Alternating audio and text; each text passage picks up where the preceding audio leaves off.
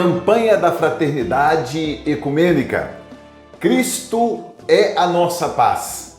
Do que era dividido, fez uma unidade. Fraternidade e diálogo, compromisso de amor. Espero que você esteja bem. Para este nosso encontro de hoje, a pergunta que nos motiva é esta: o que dizer de nossa realidade atual? Bom, a campanha da fraternidade produz todos os anos, por meio das equipes que são responsáveis para isso, um texto que é chamado de texto base.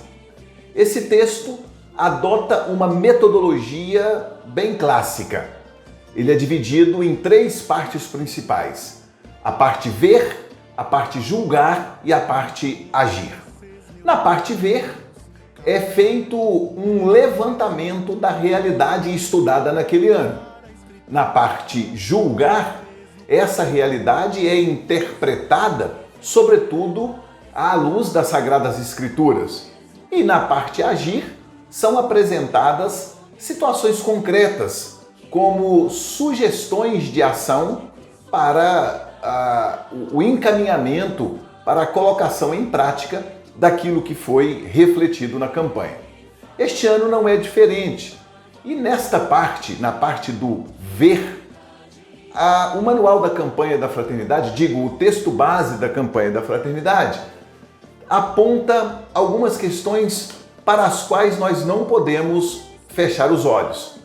Porque uma reflexão amadurecida, uma reflexão cristã comprometida com a construção do reino de Deus, jamais pode ignorar a realidade dentro da qual o Evangelho, a Boa Nova, está inserida e está sendo anunciada.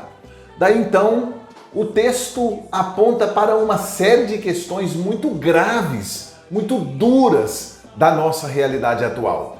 Eu tomo a liberdade aqui de apenas citar algumas daquelas que estão colocadas lá. Lembrando a você que me acompanha nesta reflexão que todas as realidades ali colocadas estão fundamentadas em estatísticas, estão referenciadas por outros autores, não são coisas tiradas assim, como diz o ditado popular, de trás da orelha de quem escreveu. Então nós temos algumas questões que gritam muito na nossa realidade e que precisam nos provocar enquanto cristãos e cristãs. A primeira delas, sobretudo a partir da pandemia de Covid-19, é a escancarada desigualdade que impera em nossa sociedade brasileira. Essa desigualdade fica mais evidente a partir do momento que nós temos uma condição criada pela pandemia que impede as pessoas, principalmente uma grande parte da nossa sociedade, de trabalhar no cotidiano para ganhar o pão de cada dia. Mas além disso, a estratificação, primeiro racial,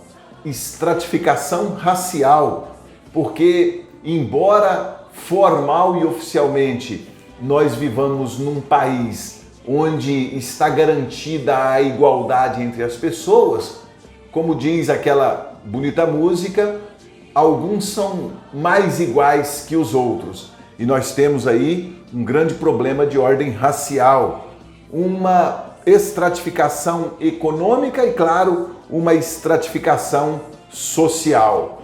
Esse é o primeiro ponto para o qual nós chamamos a atenção.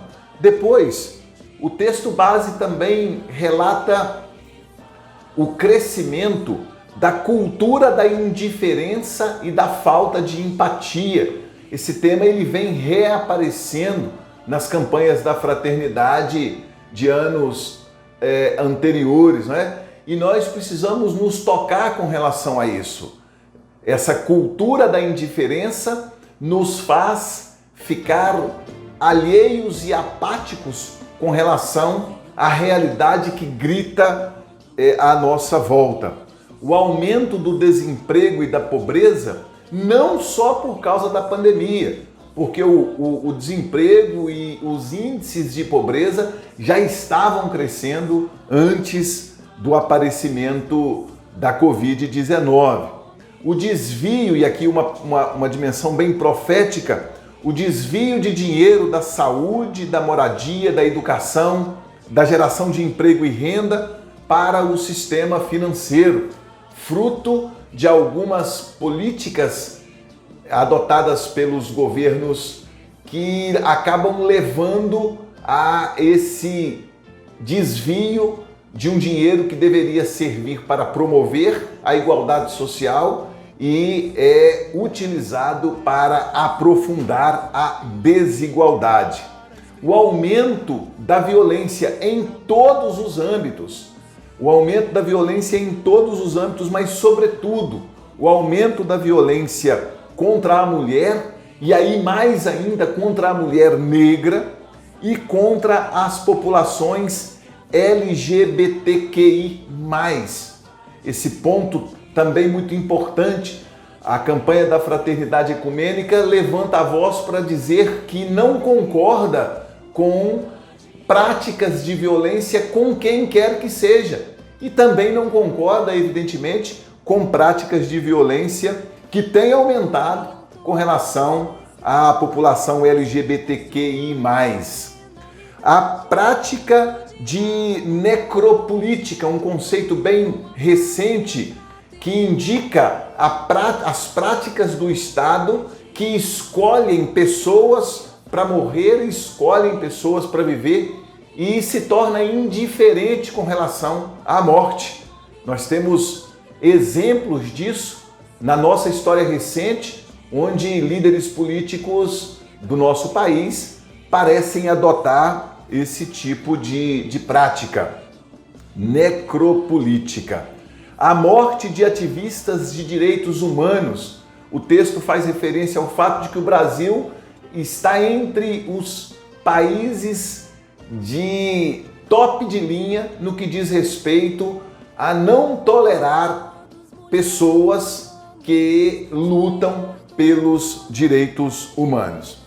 O texto base, nesse sentido, nos ajuda a perceber, entre outras coisas, que vivemos numa realidade muito dura e marcada pelo sofrimento, pela morte de tantas pessoas. O que nossa condição de pessoas religiosas, de praticantes do cristianismo, não importa em qual denominação cristã estejamos, nesse aspecto aqui, diante de toda essa realidade? O que a percepção dessa realidade nos leva a dizer?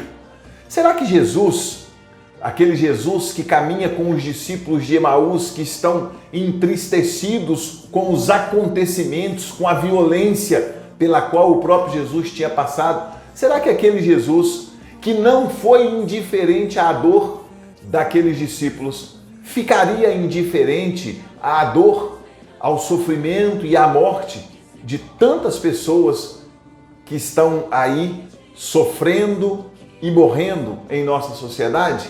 Essa é uma pergunta que nós precisamos nos fazer, porque ela deve nos ajudar em nosso processo de conversão.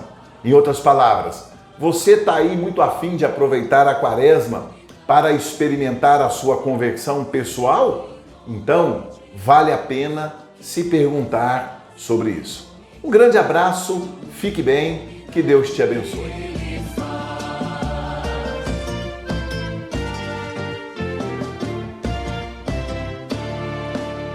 Venham todos vocês, meus amigos, caminhar com o Mestre Jesus. Ele vem revelar